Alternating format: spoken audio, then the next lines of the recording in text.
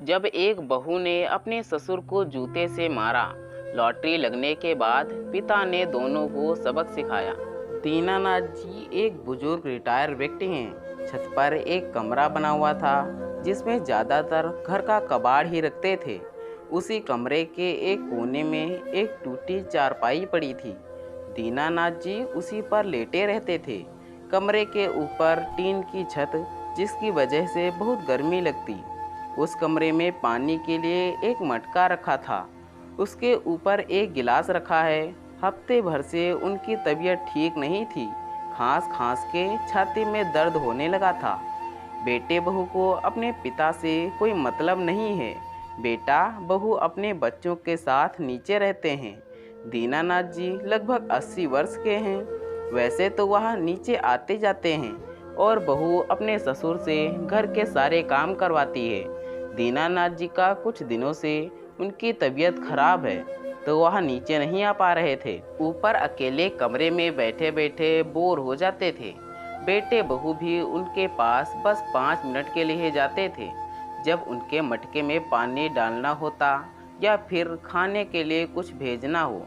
तभी शाम के समय बेटा खिचड़ी लेकर आता है और बाहर से ही कमरे के अंदर सरका देता है।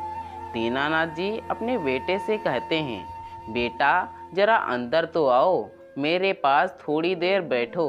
मैं तो इस अकेले कमरे में बैठे बैठे ऊब गया हूँ। मेरा बहुत जी घबराता है। मुझे नीचे वाले कमरे में ले चलो। इधर तो मुझे कोई भी नहीं दिखता है। कम से कम मेरी आंखों के सामने तुम सब दिखते रहोगे तो मेरा मन लगा रहेगा। बेटा फटाक से मना करते हुए कहता है, अरे पिताजी, तुम्हारी तबीयत ठीक नहीं है और तुम इतना खांसते रहते हो। मैं तुम्हारे पास आऊँगा तो मेरी भी तबीयत खराब हो जाएगी और मुझे तो 10 काम करने होते हैं। अगर मैं बीमार पड़ गया तो सारे घर में काम कौन करेगा।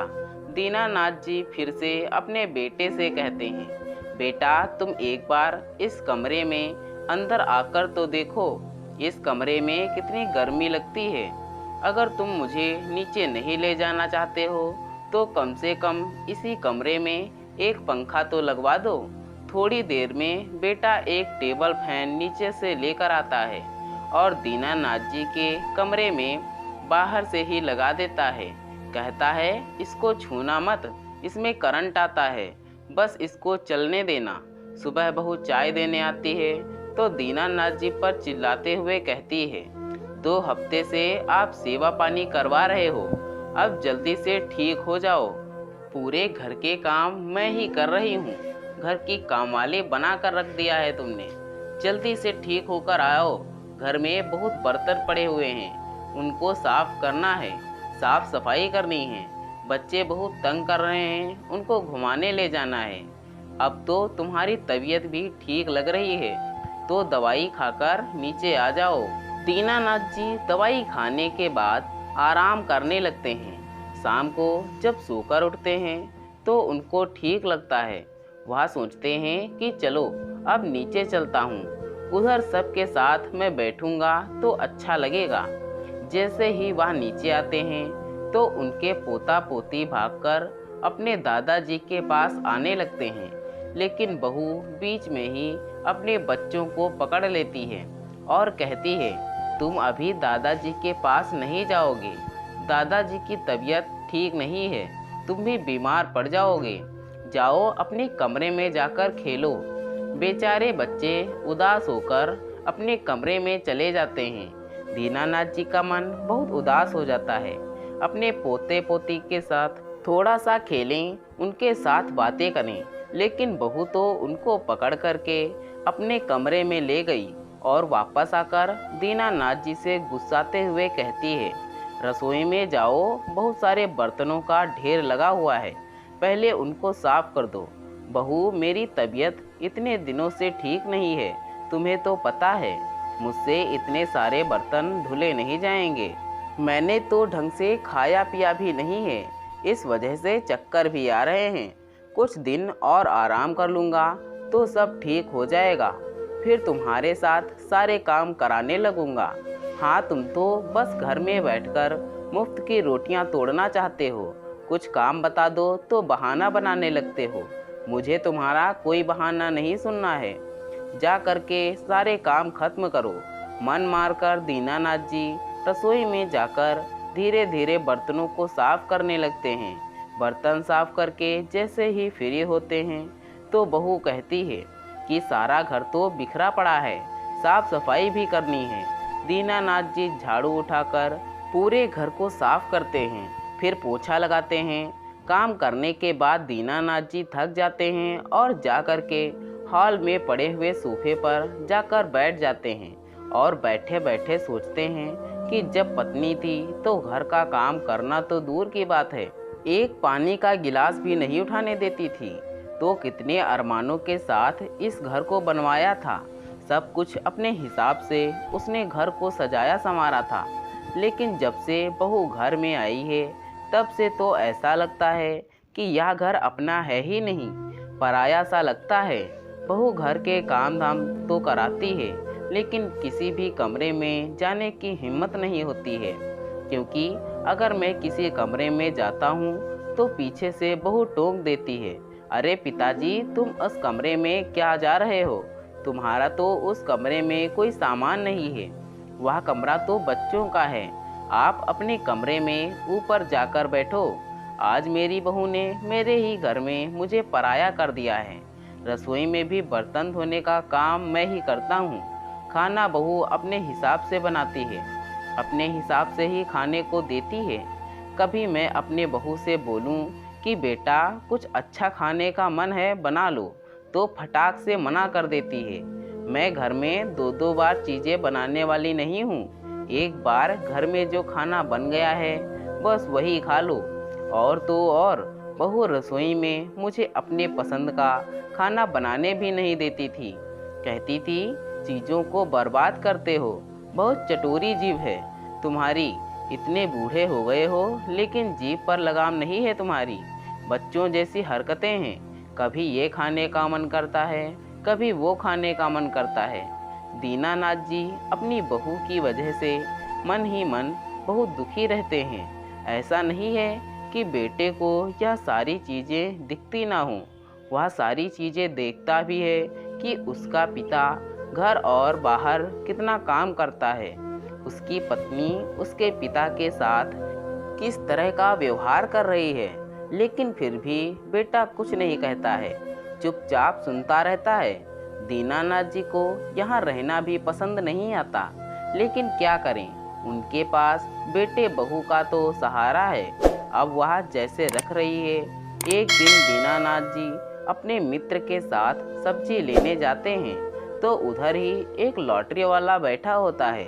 दीनानाथ जी के मित्र लॉटरी को खरीद लेते हैं और वह दीनानाथ जी को भी जोर देकर कहते हैं कि तू भी एक लॉटरी खरीद ले, क्या पता तेरी निकल जाए और किस्मत चमक जाए, तेरे बुढ़ापे पर बहुत काम आएगी। पहले तो दीनानाथ जी लॉटरी लेने में आनाकानी करते रहे, लेकिन फिर अपने मित्र के जोर देने पर वह अपने बचत के पैसे से 1000 की लॉटरी खरीद लेते हैं। खरीद कर अलमारी में रख देते हैं और भूल जाते हैं। शाम को दीनानाथ जी अपने दोनों पोते पोती को पास के ही पार्क में खिलाने के लिए ले जाते हैं, लेकिन गलती से झूले से पोता गिर जाता है, जिससे उसके हाथ में चोट लग जाती है, खून निकल आता है और वह तेज तेज रोने लगता है। दीनानाथ जी अपने पोते को देख करके घबरा जाते हैं और उसको चुप कराते हैं। फटाफट से उसे घर लेकर आते हैं, लेकिन उनको बहुत डर लग रहा था कि पता नहीं अब बहू उनके साथ क्या व्यवहार करेगी, क्या कहेगी। वह डरते हुए घर में आते हैं तो देखते हैं कि सामने डाइनिंग टेबल पर बैठकर बहू चाय पी रही है। जैसे उसने बेटे को रोते हुए देखा तो वह घबराई। बेटे की चोट देखते हुए बरस पड़ी कि बच्चों का ढंग से ख्याल नहीं रखते हो, पार्क में ले जाते हो और अपने मित्रों के साथ गपशप करते रहते हो। अरे जब बच्चों को खिलाने के लिए ले जाते हो तो उन पर पूरा ध्यान दिया करो। मेरे बेटे को इतनी सारी चोट लगा दी तुमने। अपने पोते को चोट लगने का दुख तो उनको भी था। जो भी था वह डरते डरते अपने बहू से कहते हैं, बेटा मैंने जानबूझकर कुछ नहीं किया है। मैं तो अपने पोते के पास ही खड़ा उसको झूला झुला रहा था, लेकिन पास में खड़े एक बच्चे ने उसे को धक्का दे दिया, इसलिए वह गिर गया।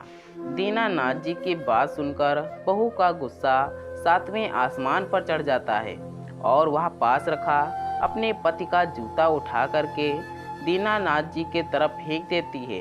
दीनानाथ जी के सर पर जूता आकर जोर से लगता है।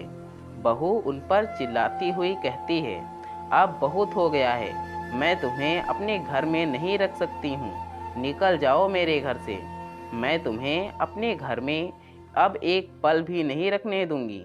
आने दो तुम्हारे बेटे को, कल सुबह ही तुम्हें वृद्धा आश्रम छोड़कर आएंगे। बहू को तो अपने ससुर को घर से भगाने का मौका चाहिए था, उसको मौका मिल भी गया।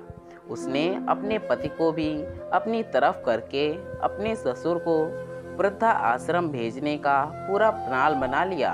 अपने कमरे में बैठे बैठे दीनानाथ जी सोचते हैं कि मैंने यह सब जानबूझकर नहीं किया, लेकिन मेरी बहू ने तो मेरे बुढ़ापे में जरा सी भी इज्जत नहीं रखी। आज मेरी बहू ने मुझे जूते से मारा। इस बात को दीनानाथ जी बर्दाश्त नहीं कर पा रहे थे। बार बार उसी बात को सोच सोच कर वे फूट फूट कर रोए जा रहे थे। उनको तो ऐसा लग रहा था कि अभी के अभी भगवान उनको इस धरती से उठा लें। अब उनको नहीं जीना है, किस लिए जीना। अब तो उन्हें अपनी ज़िंदगी बोझ लगने लगी थी। उनको तो लग रहा था कि अब इस घर में बिल्कुल नहीं रहेंगे। उन्होंने मन ही मन सोच लिया था कि अब चाहे वृद्धा आश्रम में रह लेंगे, लेकिन फिर बेटी बहू के साथ नहीं रहेंगे। अब बस बहुत हो गया। बहू इतने अत्याचार करती है, दिन भर काम कराती है, पेट भर कर खाने को भी नहीं देती है। बेटा सब कुछ देखता है पर कुछ नहीं बोलता, और आज तो हद ही हो गई। आज बहू ने मुझे जूते से मारा। वह अपना सारा अलमारी का सामान एक बैग में निकाल लेते हैं और खुद ही वृद्ध आश्रम जाने के लिए तैयार हो जाते हैं। सुबह होते ही बेटा बहू कहते हैं, तुम अपना सामान लगा लो, आज वृद्धा आश्रम छोड़ने जाएंगे। हाँ बेटा, तुम्हें कहने की ज़रूरत नहीं है, मैंने अपना सामान पहले से ही लगा लिया है। बेटा, बहू ने मेरे साथ जो किया सो किया, उसको तो मैं पूरी ज़िंदगी नहीं भूलूंगा। लेकिन तुमने सब कुछ जानते हुए भी कुछ नहीं कहा अपनी पत्नी से, और मुझे वृद्धा आश्रम भेजने जा रहे हो। यह तुम सही नहीं कर रहे हो। मैं तुम्हारा पिता हूँ। तुमने एक बार भी मेरे पास आकर यह पूछने की कोशिश नहीं की कि पिताजी क्या बात है, मेरी पत्नी ने तुम्हारे साथ क्या किया। बेटा अपने पिता की बात को अधूरा छोड़कर अपनी कार की चाबी लेकर घर से बाहर आ जाता है और कहता है, जल्दी से आओ, मुझे ऑफिस जाने के लिए देर हो रही है। दीनानाथ जी आंखों में आंसू लिए हुए कार में बैठ जाते हैं। बेटा बहू उनको वृद्धा आश्रम के दरवाजे तक छोड़कर वापस आ जाता है और वह अपने पिता को मुड़कर भी नहीं देखता। लेकिन दीनानाथ जी अपने बेटे की कार तब तक देखते रहते हैं जब तक कि वह आंखों से ओझल नहीं हो जाता है, क्योंकि बेटा अपने बाप के साथ चाहे जितना बुरा बर्ताव करे, लेकिन पिता अपने बच्चों के लिए जी जान लगा देते हैं। बेटा कैसा भी हो, धीरे धीरे दीनानाथ जी का वृद्धाश्रम में मन लगने लगता है। आश्रम में उनके जैसे और भी बूढ़े पिता थे जो अपने बच्चों के द्वारा सताए हुए थे, जिनके साथ वह हंसी खुशी के साथ अपनी पुरानी बातों को भुलाकर जीने की कोशिश करते हैं। एक दिन वृद्धाश्रम में दीनानाथ जी से कोई आकर कहता है कि आपसे कोई मिलने आया है। दीनानाथ जी सोचने लगते हैं, 1 साल से उनसे कभी कोई मिलने नहीं आया, तो आज कौन मिलने आ गया। वह बाहर आकर देखते हैं तो दौड़ कर गले लग जाते हैं। अरे यह तो उनके पड़ोस वाले मित्र थे, जिनके साथ अपने सुख दुख की बातें किया करते थे। दीनानाथ, तुझे याद है जब हम सब्जी लेने गए थे तो हम दोनों ने लॉटरी की टिकट खरीदी थी। तुम्हारा नंबर भी मैंने ले लिया था। अरे तुम्हारी 20 लाख की लॉटरी निकली है। तुम्हें कुछ खबर भी है क्या? मैं यह खुशखबरी देने तुझे आया हूँ। और कितनी मुश्किल से मैंने तुम्हें ढूंढा है। मैंने तुम्हारी बहू बेटे से कितनी बार पूछा, उन्होंने मुझे एक बार भी सही जवाब नहीं दिया।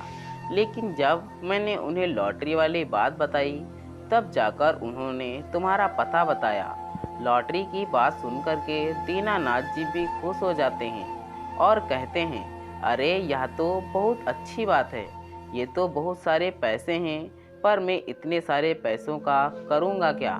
ठीक है, मैं अपने वृद्ध आश्रम में ही यह सारा पैसा दे दूँगा, जिससे मेरे जैसे और भी बुजुर्गों की मदद होगी जिनके बच्चे उनको धोखा देते हैं। लॉटरी की बात सारे वृद्धा आश्रम में फैल जाती है और सब दीनानाथ जी को बधाई देने लगते हैं। दीनानाथ जी को उनके पैसे मिल जाते हैं और उन पैसों को भी देने का विचार करते हैं कि 2 दिन बाद ही उनके बेटे बहू वृद्धा आश्रम में उन्हें लेने के लिए आ जाते हैं।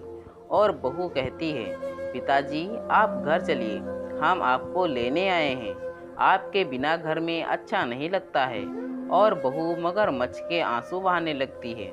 पिताजी, जब से आप इधर आए हो, घर में बच्चे आपको बहुत याद करते हैं। मुझे भी अच्छा नहीं लगता है। अब आप मेरी गलती के लिए मुझे माफ़ कर दो। घर चलो। दीनानाथ जी बहू बेटे की सारी चालाकियों को समझ जाते हैं और कहते हैं, बेटा 1 साल में तुम्हें याद आई है मेरी। एक बार भी तुम दोनों में से कोई मुझसे मिलने नहीं आया। इस 1 साल में तुम्हें याद नहीं आई? सच सच बताओ, मेरी याद आई है या मेरे पैसों की?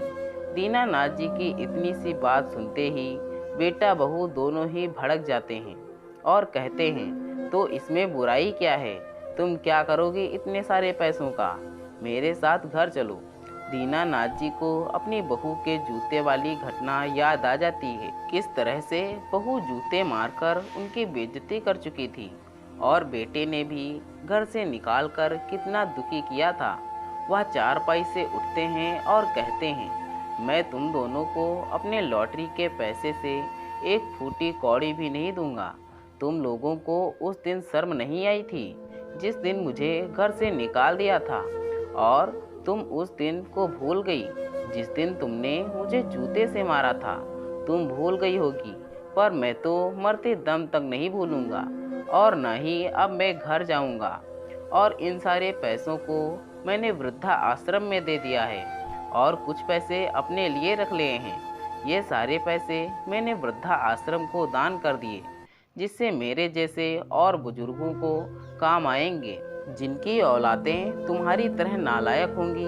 दीनानाथ जी अपने बेटे बहू के पास से हट करके दूसरे कमरे में चले जाते हैं। दोनों बेटे बहू भी अपना सा मुंह लेकर के बेइज्जत होकर घर को वापस लौट आते हैं। सभी वृद्धाश्रम के लोग दीनानाथ जी के निर्णय की तारीफ करते हैं और उनकी प्रशंसा में सब लोग तालियां बजाते हैं। दोस्तों, इस कहानी के बारे में आपका क्या कहना है और यह कहानी आपको कैसी लगी? कृपया कमेंट में ज़रूर लिखना। दोस्तों, ऐसी ही और कहानियाँ सुनने के लिए या फिर आप हमारे चैनल पर नए हैं तो कृपया हमारे चैनल को सब्सक्राइब करें और बेल नोटिफिकेशन को प्रेस करें ताकि हमारी कहानियाँ आप तक सबसे पहले पहुँचें। धन्यवाद दोस्तों।